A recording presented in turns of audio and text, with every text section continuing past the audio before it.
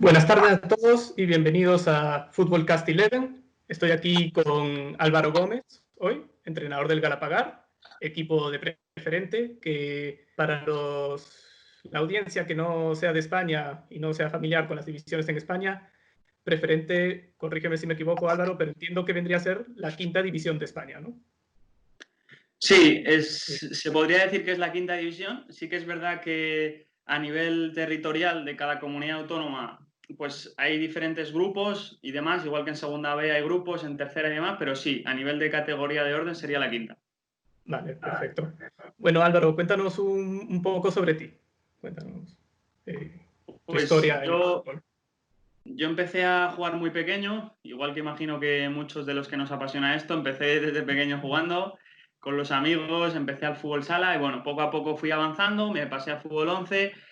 Y ya desde bien pequeño yo veía que me gustaba mucho también la parte táctica, la parte de conocimiento del juego, todo eso me gustaba mucho, ¿no? Y siempre me ha gustado esa parte de ser entrenador. De hecho, muchas veces que cuando eres chaval te gusta más el jugar que el entrenar, pero yo ya, por ejemplo, en la Play o en el ordenador siempre me compraba también el típico juego de Fútbol Manager y de entrenar y de tal, ¿no? O sea que siempre he tenido ese gusanillo de entrenar. Empecé con 17 años a entrenar de segundo entrenador. Estuve 2 años de segundo entrenador y luego ya me lancé a ser primer entrenador. La verdad que yo siempre he tenido claro que he querido fútbol rendimiento, que me gustaba más el fútbol de rendimiento, es decir, cuanta más edad, mejor. ¿Por qué? Bueno, me gusta más el fútbol de rendimiento que más el fútbol de formación, que siempre creo que en rendimiento también estamos formando, pero bueno, siempre me ha gustado más ese mundo. Por Empiezo mi el, por el aspecto competitivo del mundo del rendimiento, tal vez, a lo mejor. Sí, también creo que es un fútbol más real, que con los jugadores más pequeños al final, pues por ejemplo, no tienen fuerza para hacer un pase largo. Si te metes a contrarrestar, por ejemplo, lo que te hace el otro entrenador, pues a lo mejor todavía no son capaces a nivel cognitivo de entender ciertas cosas. Entonces, siempre me ha gustado, cuanto más mayor mejor, para que esa complejidad de mis planteamientos pues fuera más fácil de captar. Entonces, yo empiezo de primer entrenador el primer año en cadetes, o sea que empiezo bastante arriba en edad en cuanto a ser primer entrenador. Poco a poco me voy desarrollando en el club en el que luego yo desarrollé mis mayores éxitos, por así decirlo, como entrenador senior, que fue la Escuela de Fútbol Concepción. Es verdad que antes de eso, después del fútbol base de la Conce, hay un parón, y esto siempre lo cuento porque me gusta contar a otros entrenadores de que a veces algo que parece malo o que parece un paso que es una decepción, es todo lo contrario, o le podemos dar un sentido que sea todo lo contrario. Yo estaba en la Conce en el fútbol base y me dicen que, bueno, que me querían dar un equipo que yo creía que no correspondía con lo que yo estaba haciendo, pero al final, claro, son opiniones. El director deportivo opina que tú entrenas de una forma para merecerte esto y yo opino otra cosa. Entonces, sin ningún problema, me fui a otro club y ya con 22 años cogí por primera vez un equipo senior. Entonces me fui a Torlones B, me fui a un filial, un equipo que se creaba nuevo y bueno, ahí tuve mi primera experiencia con un equipo senior. ¿Y qué pasó? Que esa experiencia, como ya había llevado senior, salió la oportunidad al año siguiente de volver a la Escuela de Fútbol Concepción con otros directivos, pero en este caso me ofrecían el primer equipo. Sin la experiencia mía en un equipo senior, seguramente no me hubieran dado esa oportunidad, porque no tienes experiencia en senior y no se la juegan con alguien que no tiene esa experiencia, pero como ya la tenía, Claro. me pude entrar en ese equipo. Entonces muchas veces es eso, ¿no? Se cierra una puerta, pero se abre una ventana y seguramente sea mejor.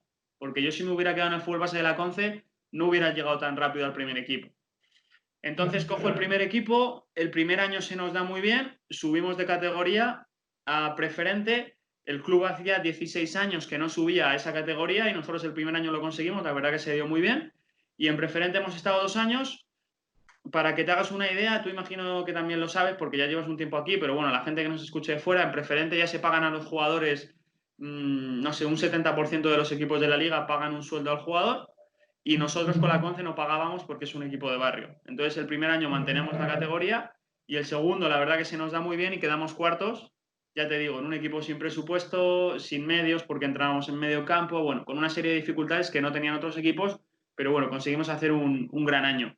Después de eso, me voy a Galapagar, que fue el año pasado. Ha pasado esto del COVID, no hemos podido terminar la temporada, una pena porque es verdad que nos costó iniciar, nos costó adaptarnos, pero justo cuando mejor íbamos, que llevábamos 3 victorias seguidas, pasó esto del COVID y se han anulado las ligas, después de haber ganado 3 partidos. Y nada, con muchas ganas de empezar la siguiente temporada con el Galapagar, que he renovado con ellos esta temporada, y poder terminarla, que nos quedamos con esa sensación un poco agridulce de esto del COVID. Claro, claro. Sí, pues para los equipos que ya estaban empezando a llevar una nueva racha, el parón que se dio de pronto ha sido, pienso, para la mayoría fatal en lo que es tal vez el aspecto de su rendimiento, ¿no? Sí. Cuéntanos, Álvaro, ¿cuál es la visión que tú llevas a tus equipos? Partes en España, en los cursos que se dan, por lo general, digamos, las dos posiciones que te presentan es la analítica y la global, ¿no? Y ahí, digamos, que obviamente es raro que alguien sea 100% analítico o 100% global, pero todos los entrenadores, pienso yo, tenemos preferencia por un lado más que el otro, ¿no? ¿Cuál es la visión que tú le llevas al Galapagar desde este aspecto? Vale, ¿te refieres a visión en cuanto a táctico? Es decir, ¿cómo quieres que tus equipos jueguen o más a entrenamiento? ¿Cómo quieres que tus equipos entrenen? Más a entrenamiento, ¿cómo quieres que entrenen? Sí. Vale, pues a mí me gusta combinar los dos. Creo que los dos tienen ventajas. Si me dices de tirarme por alguno de los dos lados, me tiraría más por el global. Creo que todo lo que se parezca más a lo que nos vamos a encontrar en competición va a ser mucho más útil, va a tener mucha más transferencia a lo que va a ser el domingo, a lo que va a ser el partido. Entonces, vamos a buscar contextos en los que sean muy similares al partido. ¿Qué pasa? Que lo analítico tiene unas ventajas que no podemos obviar. Es decir, lo analítico tiene unas ventajas de que yo puedo dirigir la atención del jugador hacia matices mucho más pequeños que a lo mejor en el global no puede llevarla allí. Porque si estoy jugando un 11 contra 11, va a ser difícil que yo me centre, que mi pase vaya a la pierna alejada de mi compañero. Porque estoy pendiente de muchos estímulos, del rival, de también cómo yo controlo el balón, de dónde está el espacio, de cómo tengo que hacer esto, aquello. Entonces, me parece interesante el analítico. Uno, por eso, reducimos la atención hacia aspectos más pequeños. Y dos, se dan muchas más repeticiones en menor tiempo normalmente de lo que queremos en analítico. Tú puedes hacer que una acción se dé muchas veces en menor tiempo posible. Ahora, es una acción que no es del todo real. Claro. ¿Y tú en los jugadores notas preferencia por alguno de los dos estilos al entrenar? ¿Sientes que el global, pienso yo, suele ser un poco más divertido tal vez? Pero los jugadores también con el analítico, lo que yo he visto, a veces el analítico les gusta porque sienten que realmente se enfoca en lo que ellos sienten que tienen que mejorar, ¿no? A veces les gusta tener ese enfoque claro de esto es lo que estoy mejorando. ¿Tú qué notas en tus jugadores? Yo creo que el global gusta más, porque suele estar asociado a una mayor toma de decisión, a una mayor realidad, a un mayor juego, hay competición también normalmente. En analítico competir pues es mucho más difícil. ¿Qué le puede gustar al jugador del analítico? Lo que tú decías, sobre todo cuando sea un analítico de su posición en concreto. Si yo, por ejemplo, hago una rueda de pases donde no hay posiciones, pues a lo mejor el jugador ahí no va a encontrar una gran motivación, pero si pongo a un central en un trabajo analítico a despejar balones y me centro en cómo se tiene que colocar corporalmente, cómo tiene que salir después del despeje, cómo tiene que hacer esos pasos después de ese despeje, bueno, nos vamos a centrar en esos aspectos micro, el jugador sí que te lo compra más y le gusta más porque dice, ah, qué bueno, esto es de mi posición puro y duro, voy a mejorar mucho con esto. Claro, Pero es verdad, si hablamos a nivel de diversión, yo creo que te compra más el global, le gusta más el global. claro, claro. Entonces, a base de todo esto, ¿cómo estructuras tú tus entrenamientos? Pues yo me baso mucho en la metodología de priorización táctica, que está todo enfocado al modelo de juego, está todo enfocado a cómo queremos jugar. Además, mi opinión es que en una categoría como la que estoy yo, que es preferente que entrenemos 3 días en semana, gastar tiempo o demasiado tiempo a aspectos condicionales de forma aislada no tiene mucho sentido. ¿Por qué? Porque es muy difícil que tú calcules la carga de cada jugador, porque uno viene de currar, otro viene de la universidad, otro viene de no hacer nada. Entonces, esos factores son muy difíciles de tener en cuenta a la hora de hacer la preparación física. Y a lo mejor lo que un ejercicio a uno le viene muy bien, a otro te lo estás cargando porque viene de estar sentado 8 horas en una oficina y le estás sobrecargando. Entonces, pienso que tenemos que gastar nuestro tiempo de entrenamiento en fútbol, es decir, en acciones que pasen el domingo, en que nuestro equipo sepa organizarse de cara al domingo. Entonces, ¿cómo organizo la semana? En función de la periodización táctica, en función de tú los días que entrenes, vas a tener un tipo de esfuerzo predominante en cada uno de esos días. Entonces, en unos días va a haber espacios más reducidos, otro en espacios más amplios y otro en espacios de nuevo reducidos. Entonces, en función de eso, yo a principio de semana, analizando nuestro partido, viendo al rival y también siendo objetivo y reflexionando sobre cómo evolucionamos nosotros nuestro propio modelo de juego, en base a esas tres cosas, planteo los temas o los conceptos que quiero entrenar esa semana, ¿no? Las situaciones. Y luego ya lo que hago es, vale, esta situación, ¿en qué día se adapta mejor en tema de esfuerzo físico? Pues es mejor que la entrenemos en espacios amplios. O a lo mejor esto es más de transiciones, en espacios pequeños se va a dar más y tiene más sentido. Entonces, a partir de que yo tengo todo estructurado y todo lo que quiero entrenar esa semana, lo voy colocando en función del día de la semana, acorde a ese esfuerzo físico.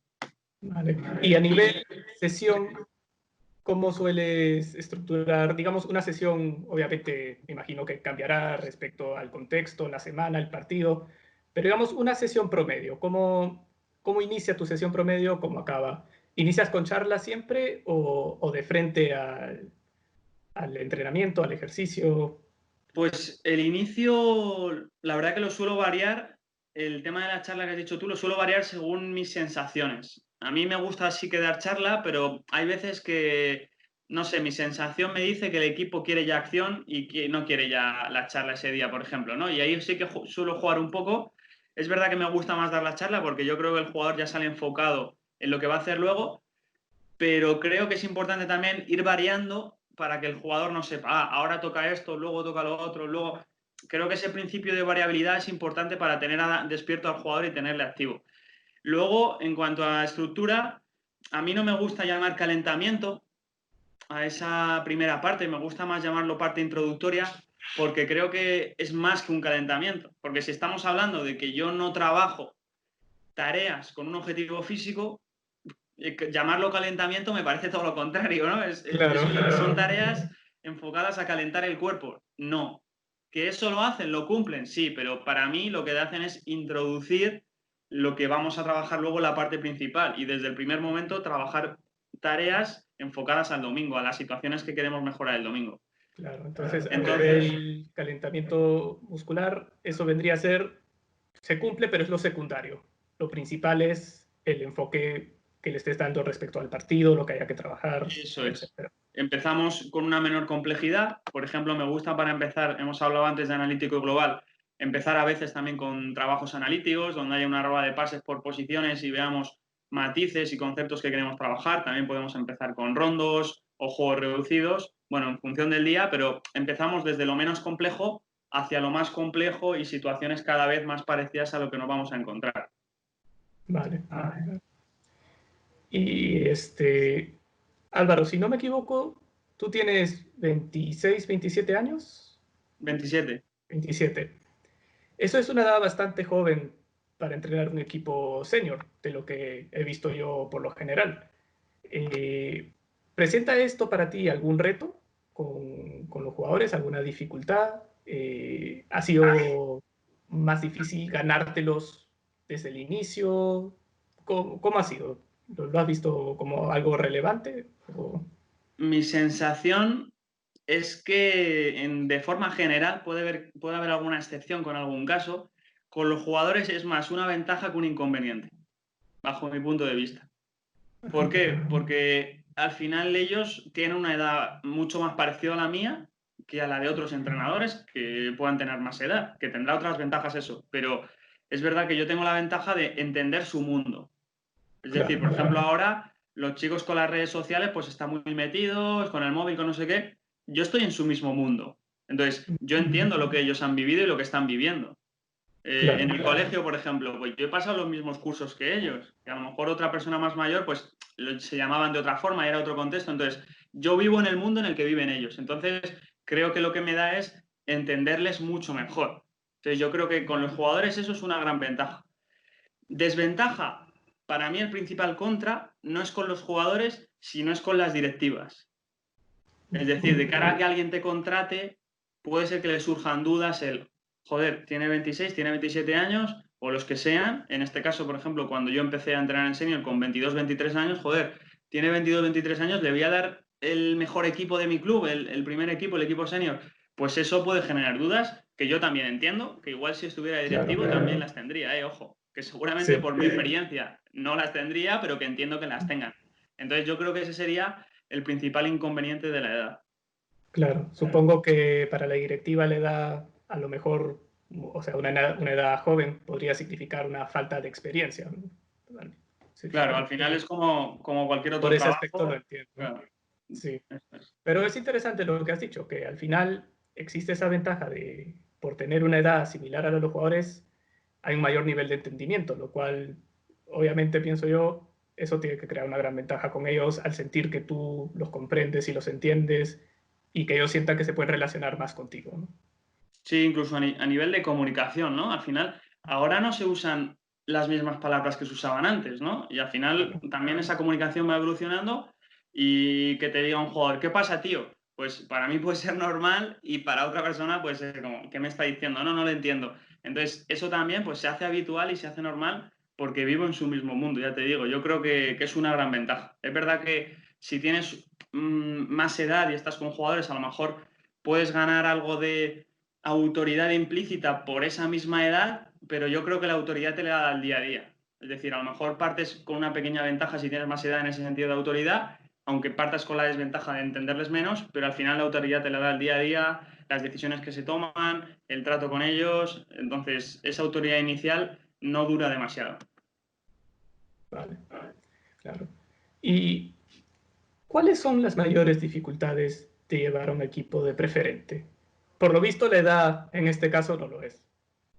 Que... No, para mí no es la mayor dificultad. Es verdad que yo de mi liga soy el entrenador más joven, entonces no te sabría decir en otros casos. La mayor dificultad en un equipo de preferente es el... Claro, al final también tendríamos que ver qué equipo de preferente, porque claro, cambia mucho la realidad de un contexto a otro. Por ejemplo, yo en mi caso, cambia mucho el contexto del Galapagar al de la Conce. Yo en la Conce tenía unas dificultades que eran entreno en medio campo, porque el campo está en Madrid Centro y al final están muy solicitados. Entreno en medio campo, solo 1 hora en medio campo y media hora detrás de la portería. Tengo un montón de dificultades en cuanto a medios porque yo no pago jugadores y otros equipos sí. Bueno, tengo una serie de dificultades que en el Galapagar no tengo tanto, pero tengo otras. Entonces, en función del contexto en el que te muevas, vas a tener una dificultad u otra. Si hablamos de forma general, seguramente lo más difícil sea el exigir a un jugador que viene todo el día de currar o de estudiar o de otras cosas, que se centre esa hora y media, 2 horas que está en el entrenamiento y que te dé el 100%. Cuando estamos entrenando a altas horas de la noche, a las 8:30, a las 9, a las 9:30, entonces el jugador llega cansado de todo el día y tú le estás pidiendo un esfuerzo físico grande y no solo físico, sino también mental, porque también estamos entrenando continuamente tomando decisiones. Entonces, seguramente, de forma general, yo creo que esa sería la principal dificultad que tienen estas categorías. Tienes que decir al jugador que se olvide de su vida y que se centre en eso. Muchas veces es imposible, porque si tienes un problema con la novia o tienes un problema con el trabajo o tal, eso al final lo arrastras. ¿Y cómo lo logras? ¿Cómo logras tú pedirle a un jugador que viene de currar mínimo 8 horas, si no más, durante todo el día y que está cansado y que a lo mejor ha tenido un día malo en la oficina? Cuando llega la hora de entrenamiento, ¿cómo logras tú que ese jugador vaya y diga, sí, me voy a enfocar, voy a dar el 100%, aquí estoy, voy a darlo con todo? Pues para eso es importante que haya buena sintonía en el equipo, ¿no? A mí me gusta mucho, yo creo mucho en el tema de las energías y creo que en cada equipo, en cada vestuario, pues hay unas energías que se mueven ahí. Si tú cuando vienes es un momento de disfrute, es un momento de diversión, aunque, bueno, pues tengas que esforzarte física y mentalmente, pero eso te gusta, porque además los entrenamientos te gustan y son divertidos, pues es mucho más llevadero. El entrenar después de todo eso que llevas, si cuando vas allí hay un clima que te guste, ¿no? Y sea un entrenamiento divertido y te lleves bien con los compañeros y demás. Entonces, eso lo cuidamos mucho. Intentamos que eso esté bien, porque a lo mejor otro ejercicio más aburrido de cara a ese domingo nos vendría mejor, pero si hay uno muy similar que es más divertido para los jugadores, pues a lo mejor optamos por ese porque también hay que tener en cuenta el contexto en el que estamos. Y luego, pues hablar mucho con ellos. Muchas veces esa comunicación no verbal te lo dice, ¿no? Ves a alguien llegando y tú le ves si ha tenido un día bueno o un día malo. Entonces, hablar con él, oye, ¿qué te ha pasado? ¿Qué no te ha pasado? Que se sienta entendido, escuchado. Yo creo que ya con eso es muy importante para ellos, para los jugadores. ¿Hablas con ellos fuera de la hora del entrenamiento? ¿Mantienes un contacto con el WhatsApp o no sé, algo así, para desde antes del entrenamiento a lo mejor ya tener una idea de cómo han estado las cosas esa semana para los jugadores? ¿O es puramente en el momento que llegan comunicarse para ahí ir viendo cuál es el ánimo de ese día? Pues suelo hacer las dos cosas. Es decir, siempre durante la semana vas hablando, no tanto enfocado a ese día de a ver cómo va a llegar este, pero bueno, sí un poco pues cuidando esas relaciones que al final es la clave en un equipo, las relaciones personales. Pues sí cuidando de últimamente este sé que tiene este problema o sé que está así, voy a pues intentar escribirle más. También me gusta mucho. Como no me gusta en estas categorías hacer que vengan demasiado tiempo, por ejemplo, antes para el tema de vídeo, que para mí es clave, el análisis de vídeo, me gusta también mucho utilizar el WhatsApp para eso y les mando por WhatsApp un corte y entonces, bueno, ya a través de eso también puedes entablar un poco de conversación con ese jugador. Y Claro. luego, antes de empezar el entreno, siempre nosotros saludamos, digo nosotros por el cuerpo técnico, saludamos a todos los jugadores uno a uno y ya solo ese saludo, mirar a los ojos al jugador, te dice mucha información, te dice mucho. Entonces, si tú ya ves algo a lo mejor que no es habitual en ese jugador, le puedes coger mientras el resto corren o mientras vas bajando al campo de entrenamiento y puedes hablar con él, bueno, ¿qué te pasa, qué no? También, muy útil, importante, utilizar el cuerpo técnico. A lo mejor no hace falta que yo hable siempre con todos, pero que mi segundo entrenador o mi preparador físico, oye, habla con fulanito que le he visto un poco raro y a ver qué pasa. Porque si no, el entrenador no abarca todo, tenemos que delegar. Esa es Claro. otra herramienta interesante. Sí. Bueno, Álvaro, para finalizar ya nuestra entrevista, una última pregunta. ¿Tienes algún consejo para los futuros entrenadores? De por sí, durante esta entrevista me parece que has dicho varias cosas que muchos podríamos usar como consejos para los futuros equipos que llevemos. Pero de momento, ¿tienes algún consejo en concreto que tú pienses, me gustaría que los futuros entrenadores sepan esto? Pues yo daría dos en este momento. Ujú. Y digo este momento porque igual me preguntas en una semana y te digo otros, ¿no? Pero ahora mismo lo que más me ronda por la cabeza últimamente son un poco estas dos cosas. Hay una que sí que la llevo, la hago yo mucho además, pero la otra me ronda últimamente. La primera es que a nivel de táctica, que nos quitemos el tema de las etiquetas. Es decir, que no digamos, este entrenador juega combinativo, este juega directo, este juega al contraataque, o yo juego. No, no, no, no. O sea, hay una frase que me gusta mucho, que dice Fran Beltrán, que es un entrenador de aquí que es bastante bueno, que dice, el fútbol no es un juego de estilo, es un juego de estímulos. Entonces, tenemos que hacer al jugador que sepa reconocer cuáles son los estímulos importantes para saber qué demanda esa acción. Porque aunque tú prefieras jugar combinativo, si el rival te aprieta al hombro y te aprieta arriba, seguramente te toque jugar directo, te toque jugar con un ataque rápido, porque el rival te lo está imposibilitando. Entonces lo que tenemos que hacer es saber qué estímulos son los importantes y educar al jugador en eso para sacar el máximo provecho del juego. Entonces tú tienes que dominar todos los aspectos del juego, no puedes decir, no, yo es que juego así porque me gusta más. Yo entiendo que tú puedas sentir un poco más un estilo de juego por tus experiencias. Yo, por ejemplo, siento más, siempre que se pueda, priorizar el pase corto al pase largo. Seguramente por mi experiencia de que yo cuando jugaba pues era muy delgadito y al choque yo tampoco ganaba muchas, entonces veo que la mejor forma de ganar y controlar los partidos es a través del pase corto, porque cuando tú juegas pase largo, para mí estás dividiendo en parte la posesión. Mi forma de sentirlo, pero yo sé que mi equipo tiene que manejar el juego directo, tiene que manejar el contraataque, tiene que manejar la defensa en bloque bajo, o sea, tenemos que manejar todo y en función de los estímulos que veamos en el juego, sobre todo hay tres, que son el tiempo, el espacio y el rival. Sobre todo esos tres nos van a condicionar lo que yo puedo o lo que yo no puedo hacer y cuál va a ser la mejor decisión. Entonces, que se dejen de etiquetas, que muchas veces los medios de comunicación nos llevan a eso. No, es que Simeone juega al contraataque. ¿Qué pasa? ¿Que cuando Simeone la tiene en ataque organizado ni la quiere o no lo trabaja? No, también lo trabaja. Entonces, que nos dejemos un poco de lado esas etiquetas y nos centremos en sacar el máximo provecho de cada acción del juego. Y luego el segundo consejo que daría, y esto yo lo llevo practicando mucho tiempo, es que se formen no solo en fútbol, sino en materias asociadas al fútbol. Yo, por ejemplo, llevo 2 años en improvisación teatral, hice otro curso de oratoria, soy coach también, que hice un máster en coaching. Bueno, me formo en temas que no son fútbol, pero que son muy aplicables al fútbol. ¿Qué pasa? Que los entrenadores muchas veces nos centramos en no, fútbol, fútbol, fútbol, y un curso de esto y de lo otro y tal, y todo fútbol.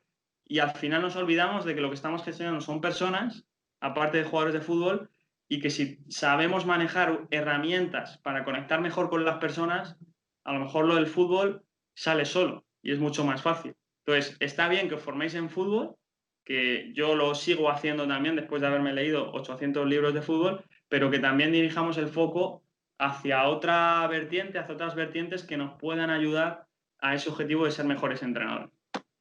Muy buenos consejos los dos, Álvaro, muy interesantes. Bueno, Álvaro, muchas gracias por tu tiempo. Lo aprecio muchísimo, como ya sabes. Y nada, a la audiencia espero que hayan disfrutado de esta entrevista, que les haya sido útil.